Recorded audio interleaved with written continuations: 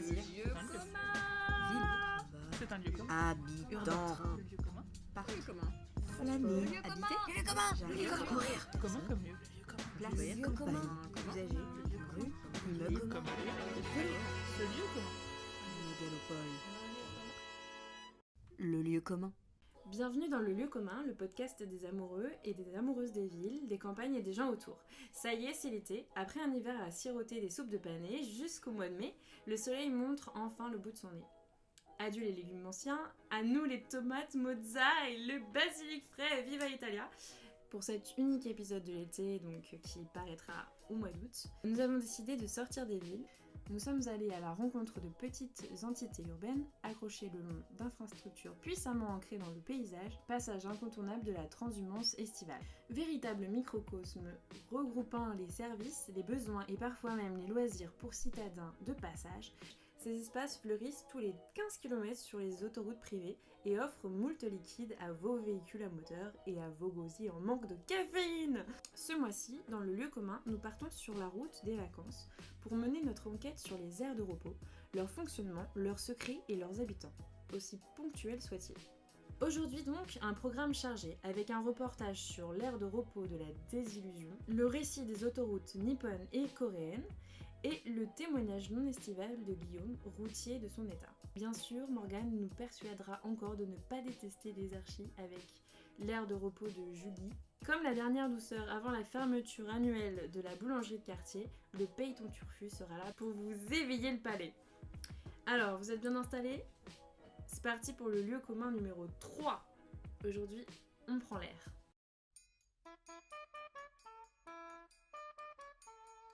Prendre l'autoroute A1 pour un petit voyage à 2 et dans une auberge à 3. Étoile stoppée pour dormir. Demain on va repartir. Bonjour tout le monde, ou bonsoir pour nos auditeurs insomniaques, on vous reconnaît. Commençons donc ce petit épisode de l'été sur un sujet pas si estival que ça, tout de même. Tu rigoles? Tu l'entends pas le sujet de l'été là? 6 heures. Sur l'aire d'Orléans-Gilly, il y a ceux qui dorment encore, ceux qui nettoient le parking et ceux qui ouvrent le site de restauration un jour de grand départ. Oui, c'est vrai, c'est un marronnier comme on les aime, mais justement, on en parle généralement que comme un sujet de vacances. Exactement, on va essayer de sortir de cette vision un peu autoroute des vacances, autoroute de ton cœur. L'aire d'autoroute, l'aire de repos ou l'aire de service, c'est un vrai sujet. C'est un sujet qui a lieu toute l'année. Un objet urbain avec de nombreuses formes qui est en pleine mutation d'image, d'offres et d'usages. Sur la route des vacances ou lors de trajets professionnels, les aires de repos et les aires de service apportent une pause bienvenue pour rompre la monotonie du voyage. Mais les stations de service se transforment, évoluent, car les sociétés d'autoroutes et les compagnies pétrolières depuis quelques années ont profondément repensé et réaménagé ces lieux. Déjà, de quoi on parle exactement? On peut principalement distinguer deux types d'aires, l'aire de repos et l'aire de service. L'aire de repos, généralement, elle est à l'écart de l'autoroute, réputée plus calme, plus reposante, une ambiance davantage naturelle et a strictement le nécessaire pour survivre, c'est-à-dire un bloc sanitaire, quelques tables de pique-nique et parfois un peu un espace pour les enfants. Elle se distingue de l'aire de service qui fournit beaucoup plus de services à tous les usagers, les touristes comme les routiers, les vacanciers justement, les fameux, avec accès au téléphone, au carburant, aux toilettes bien sûr, et surtout elles répondent à tout un ensemble de besoins plus ou moins larges selon la qualité de l'aire d'autoroute. Espaces arborés, modernisés, des parkings plus nombreux, plus accessibles, des enseignes grand public ou encore la Wi-Fi, des offres qui s'adaptent à la demande. C'est vrai qu'on a tous un peu nos aires d'autoroute préférées. Je veux dire, il y en a, on a envie de s'arrêter et d'autres, pas trop quoi. Il y a d'ailleurs Vinci qui a fait son top des aires d'autoroute avec par exemple l'aire de Tavel, près d'Avignon, qui a une magnifique nef solaire digne d'un vaisseau Star Wars et qui est en fait un cadran solaire. Bah oui, bien sûr, pourquoi pas. Depuis 1993, les visiteurs peuvent ainsi lire l'heure, mais aussi découvrir différents types de cadrans solaires à travers l'histoire, qui sont genre en dessous en fait de l'installation. Et pas très loin de Nîmes, à l'aire de Kessargues, je suppose que ça se dit comme ça, il y a même les vestiges d'un ancien théâtre qui ressemble à des ruines romaines, même si en fait C'est un édifice qui date du 19e siècle, qui a été incendié en fait en 1952. Sur l'aire du château de Sals, pour continuer un petit peu le tour de France, un petit peu des aires exceptionnelles, on peut dire, ou en tout cas qui propose une attraction qui sort de l'ordinaire, il est possible d'avoir une vue sur les ruines de la fortification d'un des châteaux qui gardait la frontière avec l'Espagne et qui a été édifié au XVe siècle. Sinon, dans un autre registre, l'aire du port Lauragais, sud, attention, pas n'importe lequel, propose de louer des bateaux pour naviguer sur le canal du Midi. Carrément. Ah oui, non, mais on est dans la Ouais, détente. bah ouais. On reste dans le transport, tu t'es fait chier pendant 2 heures sur l'autoroute pendant un bouchon, tu Et ben, sors alors du port Lauragais, je sais pas comment tu l'as sud, et tu précisons fais sud, 10 minutes de queue pour un petit tour de bateau. mais c'est bien, cool. c'est le plaisir de la plaisance. Ouais, exactement. ça. Surtout que tu Tu peux fais- pas du tout aller dans d'autres endroits Est-ce beaucoup que- plus cool, mais bon, c'est pas grave. Est-ce que c'est pas ça le vrai sens de l'intermodalité? Ben, Ça dépend parce que tu ne finis pas ton l'intermodalité, trajet voilà, comme c'est ça. ça, c'est que c'est censé aller quelque part, tu vois. Si tu sors à l'ère d'après, peut-être que tu peux finir ton chemin en bateau sur le Ça se canal trouve, du tu Midi. poursuis ton chemin comme ça, à l'air Ouais, d'après, bah, de l'autre moi, côté. je dis que tu peux arrêter ta voiture et puis tu continues en stop. Enfin, tant qu'à faire. Pour reprendre un peu le fil de notre présentation, nous avons également l'aire de Saint-Nicolas du Bourgueil. On connaît bien son vin, hein. Mais son aire propose une balade pédagogique autour de son plan d'eau pour en apprendre plus sur la faune et la flore. Enfin, pour finir notre démonstration, l'aire de Villeray propose un parcours pédagogique sur l'écologie à travers différents paysages secs et humides. Il est même possible de voir des ruches. Attention, l'histoire ne dit pas si on repart avec un pot de miel. Bref, au-delà des services proposés, les aires d'autoroute tentent de se diversifier en valorisant le patrimoine local, historique ou naturel. Donc, une question qu'on peut légitimement se poser après ce catalogue magnifique sur tous les aires de repos sur lesquelles vous pourrez vous arrêter pendant le mois d'août. Qu'est-ce que c'est une bonne station d'autoroute? Et justement, on a posé la question à une amatrice du genre qui nous a rapporté son expérience tirée de ses voyages en Asie. Magnéto Serge. Les meilleures aires d'autoroute, tu t'en doutes, c'est au Japon et en Corée. Les toilettes sont nickel de chez nickel, sont super propres. T'as des terrasses, à l'intérieur, t'as des magasins de souvenirs, t'as des petits combini, donc des supérettes ouverts 24 heures sur 24, donc tu peux acheter tout et n'importe quoi encore. Des stands de street food qui te servent directement ta bouffe, donc t'as pas besoin d'attendre. En Corée, il y avait une sorte de petit jardin pour se reposer, mais en Corée, il y a une sorte c'est une sorte de table qui est pas très haute du sol, et en fait les Coréens enlèvent leurs chaussures et s'assoient dessus sur la table. Et généralement, quand il fait très chaud, c'est super parce que c'est abrité. Donc c'est juste, c'est ouvert, c'est dehors, mais c'est abrité et en fait il y a toujours de l'air frais qui circule et tout. Donc les Coréens aiment bien se poser ici et regarder la nature en attendant. Donc non, la pire aire d'autoroute, on va mentir un petit peu parce que techniquement je n'y suis jamais allée, mais c'est mes potes qui m'ont dit ça, c'est au Canada. Parce qu'il n'y a pas d'aire d'autoroute. C'est-à-dire que tu peux conduire des heures et des heures et des heures et des heures et des heures sans aire d'autoroute, sans rien du tout, quoi. Des fois, il y a une station essence, donc tu auras voilà, la station essence avec les toilettes dégueulasses. Il n'y a rien pour s'arrêter au Canada, et c'est une ligne droite et ouais, c'est la galère, il n'y a pas grand-chose et tout. Quelle serait l'aire d'autoroute idéale ?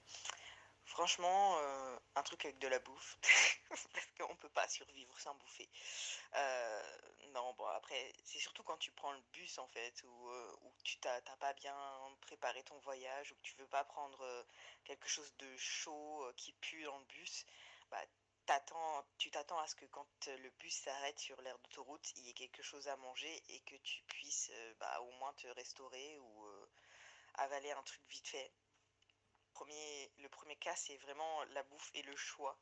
Et comme je disais, au Japon et en Corée, il y a du choix. Ça dépend si c'est plus ou moins grand, mais généralement, c'est assez grand. Et il y a plein de petits stands ou petits représentants de chaînes qui peuvent te faire à manger très rapidement, à le service à la japonaise ou à la coréenne.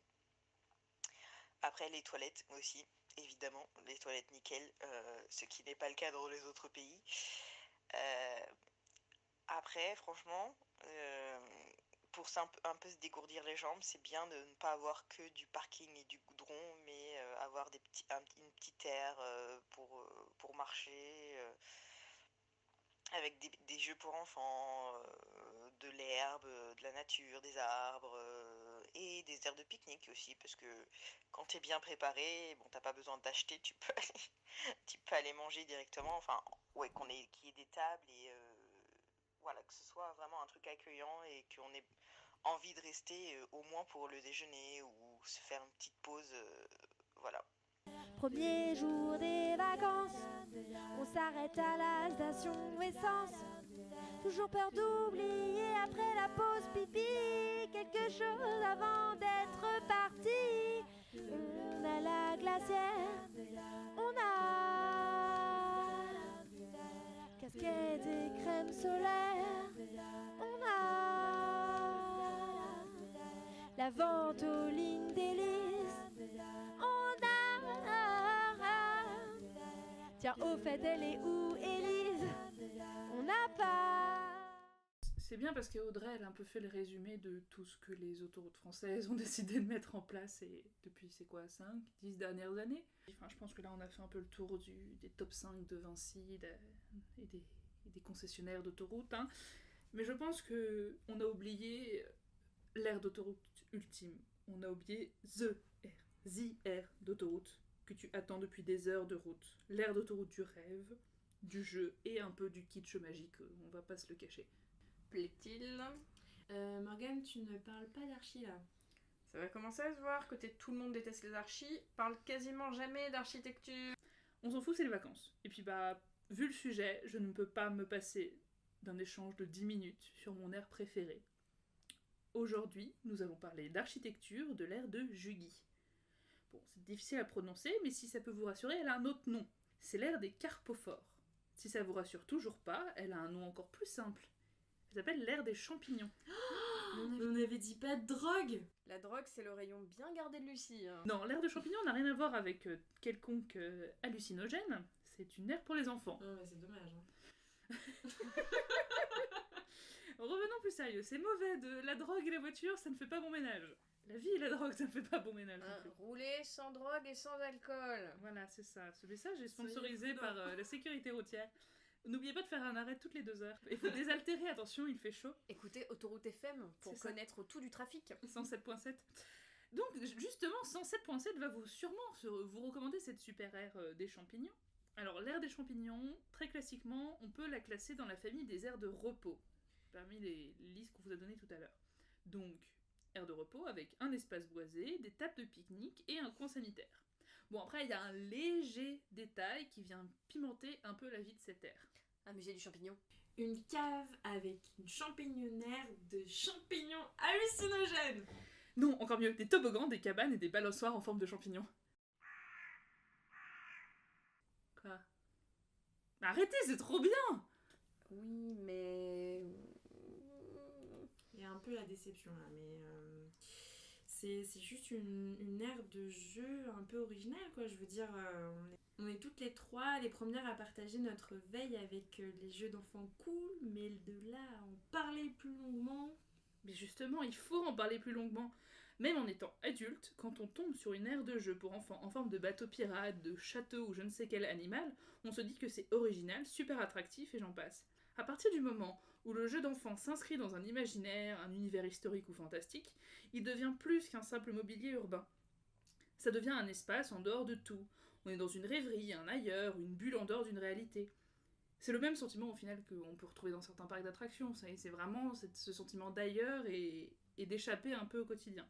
L'ère des champignons, c'est exactement ça. Des champignons cabanes de 5 mètres de haut, des trompettes de la mort toboggan, des chemins de petites morilles à 20 cm du sol. Il y a des couleurs vives, des rendus plastiques et cimenteux. C'est le summum du kitsch, mais ça marche. La la la la la la la la la la. Merci Lucie pour cette intervention. Comment ça marche? Pour certains, l'architecture, c'est ce qui te procure une émotion quand tu rentres dedans. Au-delà de ma nostalgie d'enfant, hein, vraiment je la mets totalement à part, l'ère des champignons, tu ressens quelque chose de différent de ton quotidien. C'est une bouffée d'air frais, surtout après 4 heures de route à t'être bastonné avec ton petit frère pour la Nintendo DS, mais ça j'en parlerai pas. Alors oui, on est totalement d'accord, commencez pas à me jeter des pierres, ce n'est pas de la grande architecture. Oui, les matériaux ne sont pas nobles, clairement. Oui, c'est une reproduction trafiquée d'un élément naturel à une échelle aberrante. Et oui, ce ne sont même pas des bâtiments, c'est du mobilier urbain. En jouant la carte du jeu de l'émerveillement, la société d'autoroute qui a proposé cette aire remplit son rôle. Les personnes, ils s'arrêtent sur cette aire. Il y a vraiment le côté de, on sait que c'est la fameuse aire des champignons, on va s'y arrêter. Enfin, en plus, c'est annoncé 5 km avant, vous commencez à avoir des petites figurines d'enfants qui jouent sur... des figurines qui font 2 mètres de haut, mais d'enfants qui jouent à saute-mouton au-dessus des champignons. Il y a vraiment tous les signes pour dire « Hey, cette aire, il y a quelque chose de particulier ». Les gens l'ont repérée, elle fait partie du quotidien du départ en vacances de beaucoup de familles. D'ailleurs, elle est recommandée par des forums de parents, et grosse surprise personnelle quand j'ai fait mes recherches, elle est également conseillée par toutes les personnes qui font du BMX, parce qu'apparemment c'est un super spot pour faire des figures. Donc tu es en train de dire que le kitsch est un outil d'attractivité et d'aide à la sécurité routière. Oui, après il faut moduler ça, c'est-à-dire que ça dépend totalement des contextes urbains bien sûr. Mais dans ce cas-là, pour les objets urbains comme les aires d'autoroute ou les aires de jeux pour enfants en général, c'est presque normal d'être dans un vocabulaire du faux, du pastiche et du kitsch. Car ce sont des objets en dehors de la ville, en dehors du quotidien de beaucoup de personnes. Donc pour essayer de capter ces personnes, soit on les attire avec des services cocooning en leur prenant la main et en les rassurant sur des choses qu'ils connaissent déjà, ou soit on sort du quotidien, on leur propose l'exception, l'original. Et c'est une transition parfaite pour la suite. De bon matin, j'ai rencontré Hélène dans sa voiture sur une aire d'autoroute. Tout au long du trajet, les parents comme les enfants ont besoin de pouvoir se détendre. C'est pourquoi un grand nombre d'animations, gratuites et accessibles en famille, sont proposées sur la plupart des aires. Du tir à l'arc aux structures gonflables, en passant par les ateliers d'art plastique et les jeux de ballons. De l'acrobranche au spectacle de clowns, en passant par les expositions scientifiques ou les marchés du terroir. En bref, vous pourriez décider de ne passer vos vacances que sur les aires d'autoroute. Bon, on enchaîne avec la deuxième partie, vu qu'on est resté assez dans le catalogue, les aires qui vont changer votre départ en vacances, les aires estivales, et justement on va sortir de l'estival. On va se rendre compte que finalement les aires d'autoroute elles ont bien évolué. Alors avant elles servaient essentiellement à faire la pause pipi, stricto sensu, la recharge d'essence, réparer si éventuellement à ce moment-là on se rendait compte qu'il y avait un petit souci sur la voiture, et bien sûr le petit café qui fait plaisir. Et maintenant c'est plutôt un florilège de services qui s'installent dans des endroits de passage qui peuvent attirer bien du monde. Oui, c'est un endroit en constante évolution. Les aires de stationnement tendent à se diversifier et se transforment même en mini-villes.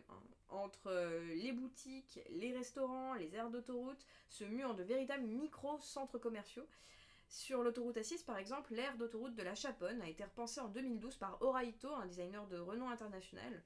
Et pour le concessionnaire Elior, tout était bon en fait pour faire oublier la route, justement pour faire prolonger la pause, bien entendu, favoriser la consommation des personnes sur place. L'enjeu était du coup de créer un lieu de détente, d'aller plus loin que la traditionnelle cafétéria autogrill que l'on connaît tous, en intégrant des enseignes urbaines à cette zone de transit.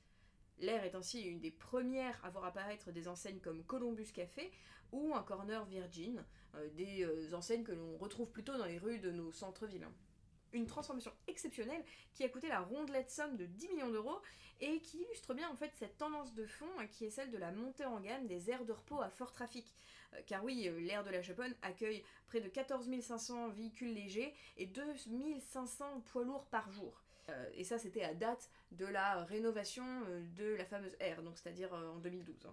Depuis ça a certainement évolué. Malheureusement, les aires plus modestes, elles devront se contenter encore du bon vieil autogrill.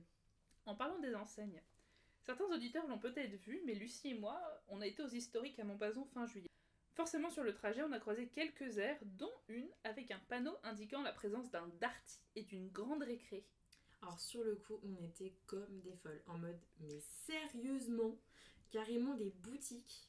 On vous laisse avec l'enregistrement que l'on a fait sur place. On vous prévient, c'est Princeless. Avec Lucie, on est de retour des historiques de Montbazon. On a pris la route il y a vers 17h, un truc comme ça. Ouais. Et là, on va se rendre sur une aire d'autoroute qu'on a repérée avec mon copain à moi, Morgan. Donc on a repéré en descendant à Montbazon. Et le truc qui nous avait un peu fait délirer quand on est passé, c'est qu'en fait, il y a un darty dans cette aire d'autoroute. On vous montrera des photos. Je vais prendre des photos. Voilà. Donc, comme on va sûrement vous le dire dans l'épisode, comme nos sources nous le disent, tout ça, les autoroutes, ça ressemble de plus en plus à des petites villes. Donc il y a beaucoup de franchises qui se sont réimplantées au niveau des aires d'autoroute. Et là, on est sur un exemple totalement typique. Donc en plus, l'aire, elle est partiellement en travaux. Donc on sent que c'est un peu récent, que ce soit dans l'aménagement des espaces semi-publics dans ce cas-là, avec des bancs, des tables de pique-nique qui sont directement intégrées, des jeux pour enfants qui sont plutôt classiques dans les aires d'autoroute, mais là qui sont directement intégrés à des surfaces de petits commerces, de loisirs. Il y a de l'éclairage avec des panneaux solaires. Voilà, donc on est clairement dans un aménagement très... Plus sérieusement, là il y a une espèce de bâtiment qui ressemble à un pont. C'est un pont. C'est-à-dire que ça fait partie de cette typologie d'autoroute où on a généralement des autoroutes doubles, donc des deux sens, avec des passerelles qui permettent de mutualiser des commerces et des restaurants, parce qu'en l'occurrence, il y a une grosse offre de restaurants sur cette aire. Et ce qui est pas mal, c'est qu'il y a un revêtement qui est assez chouette, qui fait vraiment urbain, qui est rouge, donc vous le verrez dans les photos si vous voulez aller regarder en description. C'est un bardage rouge métallisé avec des motifs. Magnifique. Et donc il y a des enseignes comme Subway, à table, courte paille, mais aussi en face, dans la même typologie, la même reprise du bardage rouge, dans l'axe justement de ce pont, on a les fameux petits commerces qui sont grandes enseignes. Oui, on a un Darty et la grande récré. Donc, et un Monop Deli. Qui sort un petit peu de ce qu'on peut trouver d'habitude dans une aire d'autoroute.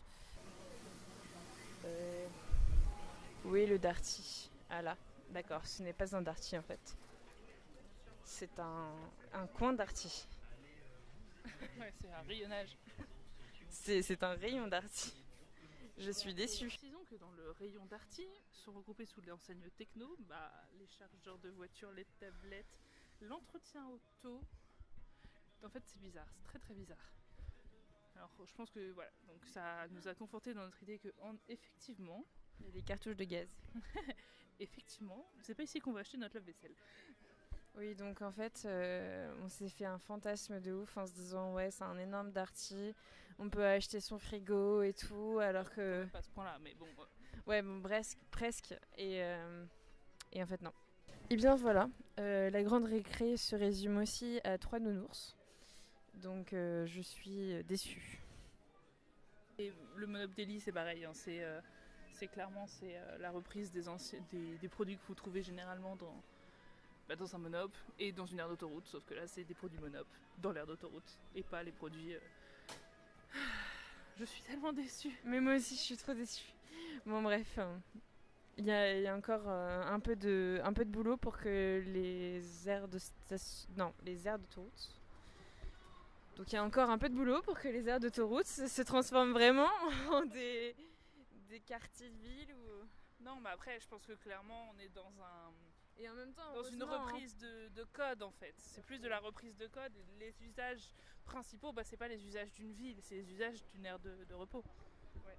Donc forcément, ils vont pas mettre des produits, enfin si, ils ont testé, mais comment dire, la majorité des produits qu'ils vont présenter vont être des produits sous la houblette des usages d'une aire de repos et d'autoroute.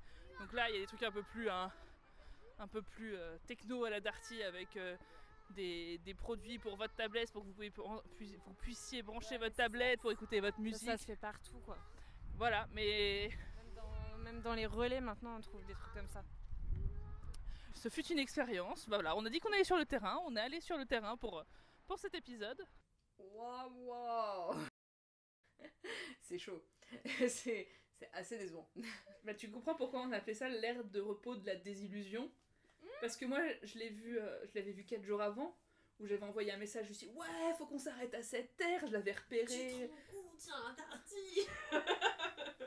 Et c'est... comment dire, la hauteur de tes attentes a été aussi importante que la grandeur de ta déception. Le truc était tellement gigantesque qu'un Darty pouvait rentrer, tu vois. Il n'y avait aucun souci. Enfin, je veux dire, tant que t'étais pas rentré à l'intérieur, tu pouvais pas t'attendre à ce qu'il y ait rien. Quoi. Et du coup, ça se limitait à un pauvre pan de mur cache-misère. Quoi. Voilà, donc quand je suis rentrée, je suis allée sous la douche et j'ai pleuré sous ma douche, tout habillée, comme dans un mauvais film français, tu vois. Un peu de Traumatisme. Un film de Christophe Honoré. Trop ça. L'ère de la désillusion. Sur l'autoroute de la tristesse. Bon, du coup, on l'a vu, les airs changent de tête. Des fois, même, elles font genre, elles changent de tête, mais c'est la même chose. Elles exagèrent un petit peu, mais bon. C'est pour mieux s'adapter aux besoins des usagers de passage. Mais du coup, comment pratique-t-on les aires d'autoroute au quotidien ? Quand on y passe beaucoup de temps. On a posé quelques questions à Guillaume, routier de son état, et fin connaisseur de ces drôles d'espaces. Puis quand tu es routier, 98, ça va maintenant le 2 août. du coup, tu fais quel type de déplacement ? En régional. Tu fréquentes beaucoup les aires d'autoroute et si oui, lesquelles et à quelle fréquence ? Oui, tous les soirs. Qui est la Marne, un peu le sud, un peu le nord, un peu l'est, un peu l'ouest. Ça dépend en fait de où tu dois aller. Ça dépend, voilà, ce que j'ai à charger, où est-ce que je vais emmener. Et généralement, quels sont les services que tu utilises dans ces aires de repos ? Le café, la douche, et un repas de temps en temps, une fois par semaine, à peu près. Du coup, tu les choisis pas forcément, enfin c'est vraiment par rapport à ton parcours, t'as pas de... Ouais, non, j'ai pas de point de chute tout le temps pareil, ça dépend de ce que j'ai à faire. Et est-ce que tu as vu des évolutions dans les services des aires d'autoroute depuis que tu as commencé ? Il y a eu des évolutions, oui, sur certaines, sur certains points, on va dire. L'accès, le service. Et service, du coup, c'est quoi qui a changé, qui a évolué ? Bah, tout ce qui était les douches, elles sont quand même un peu plus appropriées, on va dire, aux routiers. Service, repas, gasoil, enfin un peu tout. Oui, c'est plus varié ou c'est de meilleure qualité ? C'est de meilleure qualité. Avant, il n'y avait pas de raison. Moi, je fréquente beaucoup les Totales. Ouais. Parce que dans les Totales, t'as le lunch grid. Et lunch grid, c'est des repas, donc hamburger, steak, bavette, t'as un peu de tout. Avant ça, il n'y avait pas. Ouais. Parce qu'avant, c'était quoi ? C'était juste des sandwichs, c'est ça ? Ah bah, des sandwichs, c'est comme on prend, en triangulaire, emballé, il n'y avait que ça. Bon. Que maintenant, il y a quand même pas mal de choses. Est-ce que tu as une aire d'autoroute préférée ? Enfin, je sais pas, il y en a une qui t'a marqué plus qu'une autre où tu t'es dit, ouais, celle-là, elle est vraiment chouette. Et du coup, pourquoi ? Non, pas spécialement, parce que les Totales sont pratiquement tous pareils. D'accord. Ils sont tous faits maintenant de la même façon, donc... en fait, elles se ressemblent toutes ? Ouais, les Totales, oui. Ok. Est-ce que elles se ressemblent toutes même pour l'architecture ou c'est juste pour les services qu'elles se ressemblent ? Architecture et puis service. Ok. Et est-ce que tu vois une différence lorsque tu travailles pendant les périodes de vacances ? Vacances, c'est comme toutes les autoroutes, sont plus fréquentées par les vacanciers. Ouais. Et est-ce que du coup ça change beaucoup de choses pour toi ou pas ? Non, parce que nous on a un service quand même approprié pour les routiers, donc ok. On n'a pas beaucoup de changements pour nous. Après le service c'est bien, on n'a pas de difficulté, on est servi en priorité par rapport aux vacanciers, c'est déjà pas mal. Et du coup, tu dirais que les gestionnaires d'autoroute, ils prennent vraiment en compte vos usages et vos besoins ou... Ouais, c'est surtout notre station Totale, parce que après les autres stations, tout ce qui est chez les BP, pas le même service. Donc tu arrives à voir finalement quel gestionnaire est mieux qu'un autre, quoi. Ouais, les Totales sont quand même mieux que les autres. Déjà au niveau propreté et hygiène, et puis l'hygiène et puis le service. Bon bah merci pour ton témoignage. Moi de rien. 4, 3, 2, 1. Mouvement générique.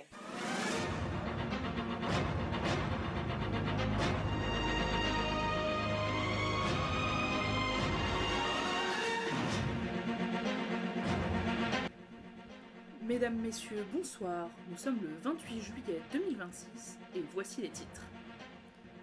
Un cauchemar sur les routes, le traditionnel chassé-croisé entre juilletistes et haussiens annonce un week-end très chargé sur les routes. Nos équipes sont allées à la rencontre des conducteurs. Vivre dans un film. Ils sont maintenant plus d'1 millier d'habitants à Movietown, la ville des tournages. Nous reviendrons sur ce phénomène émergent qui séduit de plus en plus de jeunes adultes et de nostalgiques des années 90. Sport, le Tour de France bat son plein malgré de nouvelles suspicions de dopage. Transport en commun. Elon Musk a dévoilé hier son nouveau projet de réseau de transport à grande vitesse. Après l'échec de l'Hyperloop, voici le Metropolitube. Et pour commencer le journal, un reportage auprès d'habitants d'un nouveau genre. Et si, pour gagner du temps dans vos déplacements, vous viviez sur une aire d'autoroute ? L'idée est surprenante, mais a fait son bout de chemin dans l'esprit de certains usagers. Ils sont presque un demi-millier sur les réseaux autoroutiers français, et déjà plusieurs milliers en Allemagne, aux États-Unis et en Grande-Bretagne. Un reportage de Mégane Renaud et Roger Camion. L'aire du Jardin des Arbres sur l'autoroute A77 a l'apparence de beaucoup d'autres aires d'autoroute de l'Hexagone.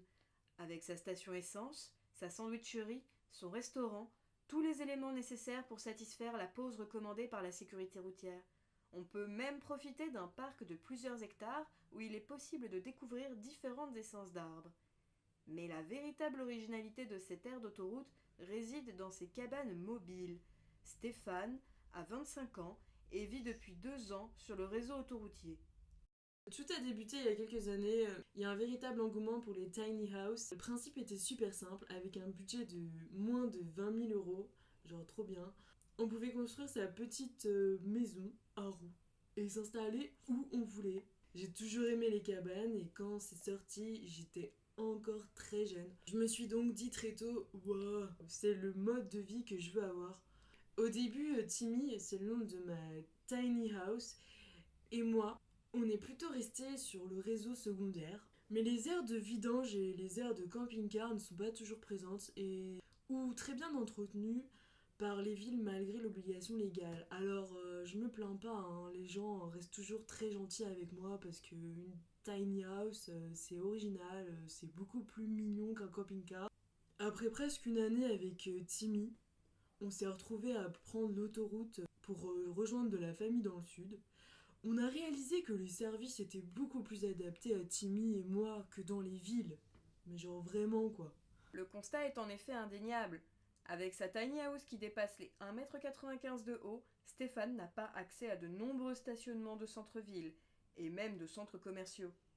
Avec leur hauteur limitée et leur place de parking trop courte, Stéphane ne peut se rendre directement dans ces lieux de la vie quotidienne avec Timmy. Généralement, je devais détacher Timmy de Homie, c'est ma voiture, sur une place pas forcément adaptée. C'était une vraie galère et c'est vraiment pas rassurant de laisser sa maison en plein milieu d'une rue. Maintenant, je reste sur les aires d'autoroute, c'est tellement plus simple. Si je reste une nuit, je me mets dans une place poids lourd et si c'est pour quelques jours, je décroche Timmy et je m'installe sous les arbres, plus à l'écart. Ce nouvel usage des aires d'autoroute, les sociétés d'autoroute ne l'avaient pas vu venir. Monique Ranou, responsable des pratiques et animations des aires du Grand Est, raconte. Depuis le début des années 2000, la plupart des gestionnaires du réseau autoroutier ont renforcé leurs offres de services en s'inspirant des modèles des centres commerciaux.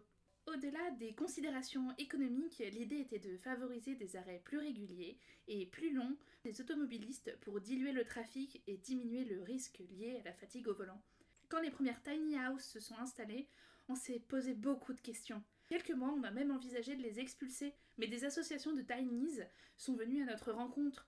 Une charte de respect et d'usage a été mise en place. Maintenant, les tinies sont parfaitement intégrés, certains espaces leur sont même dédiés avec des services renforcés. Cette charte de respect est une aubaine pour les concessions d'autoroute et les tinies, autant en termes économiques que commerciaux. On a négocié avec les concessionnaires des aires relais pour mieux entretenir nos tiny, pour avoir des bosquets, de la verdure réservée, car lors des périodes des vacances, c'est une vraie galère, les caravanistes s'installent sur nos spots, quoi. Les camping-caristes et les caravanistes plus classiques sont assez divisés sur la mode des tiny houses et de leur emprise sur l'espace des aires d'autoroute. Didier, de l'association 2 millions de camping-caristes, dénonce la politique à 2 vitesses des sociétés d'autoroutes et des forces publiques. Ça fait 50 ans que notre association se bat pour l'installation d'équipements de meilleure qualité pour les amateurs de camping-cars et de caravanes sur tout le territoire français. Mais on observe au contraire que les services actuels ne sont pas à la hauteur et sont de plus en plus saturés par les tiny houses. On voit également que la population favorise ces habitations qui invitent pourtant un mode de vie quasi sédentaire sur des grosses périodes. Pour les sociétés d'autoroutes, c'est pareil. Elles ont des politiques pro-tiny et vont même jusqu'à reprendre leur esthétique pour des animations mobiles et à créer des espaces réservés de haute qualité et de sécurité où nous sommes exclus comme des pestiférés. Certaines tiny souhaitent également s'installer sur le long terme sur les autoroutes. C'est aberrant. Aberrant ? Pas tant que ça. Stéphane et certains de ses amis ont en effet créé une coopérative en partenariat avec l'aire du Jardin de l'Arbre pour créer un village tiny. On parle déjà de l'installation d'une tiny école et d'une piscine verte dans le lac. Ce sera le premier village de ce type en France et ça laisse rêveur les curieux. C'est grave chambé. Si j'avais la thune direct, je peux cash pour surfu quoi. Ouverture prévue à l'automne 2027. Ça fait rêver. Je suis né dans cette caravane et nous partons, allez viens.